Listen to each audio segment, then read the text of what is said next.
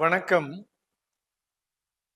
ஞான ஜோதி ஆய்வு மையம் பராபவ ஆண்டினுடைய புத்தாண்டு பலன்கள் சிம்ம ராசிக்கு இப்பொழுது பார்க்க இருக்கிறோம். அனைத்து சிம்ம ராசி அன்பர்களே, பொதுமக்களே, புத்தாண்டு வாழ்த்துக்கள். மீண்டும் ஒரு முறை வணக்கம்.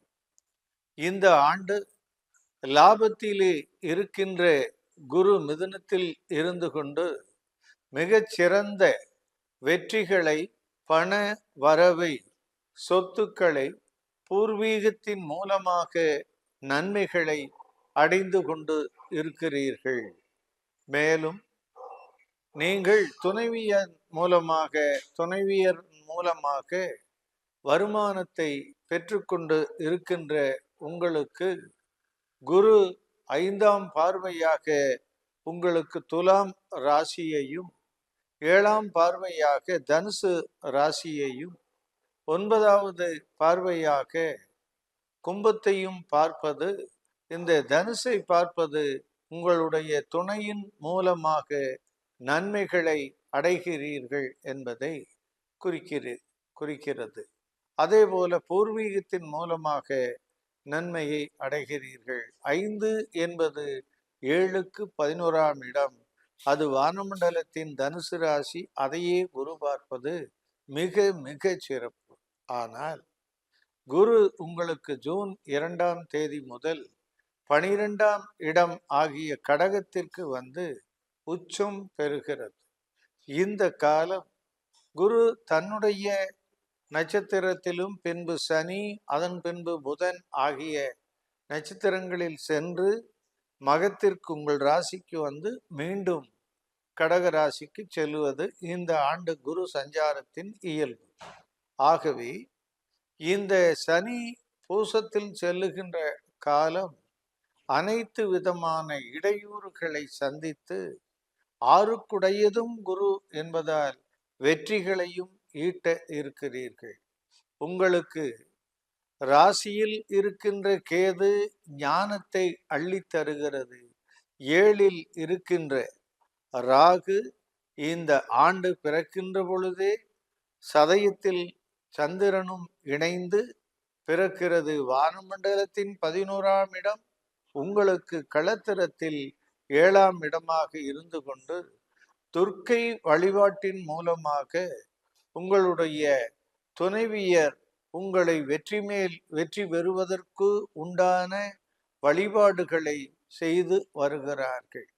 அந்த ராகு செவ்வாயில் கீழே இறங்குகின்ற பொழுது 4, 9 என்று தாய் தந்தையருடைய மூதாதையர்களுடைய அருளினால் நீங்கள் வெற்றியை பெற இருக்கிறீர்கள்.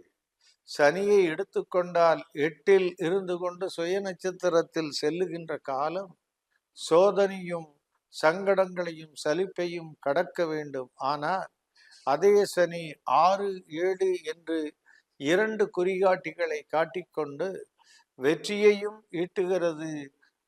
நட்பின் மூலமாக, துணைவியின் மூலமாக நன்மையும் தருகிறது.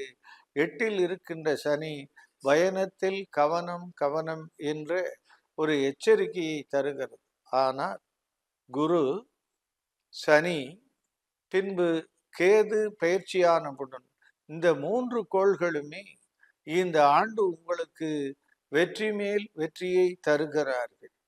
சனி ரேவதியில், குரு ஆயில்யத்தில், இந்த கேது கடகத்திற்கு சென்று ஆயில்யத்தில் செல்லுகின்ற காலம் உங்களுக்கு 2, 11 என்று மிக மிக அற்புதமான குறிகாட்டிகளை காட்டி உங்களுக்கு வெற்றி மேல் வெற்றியை குவிக்கிறார்கள்.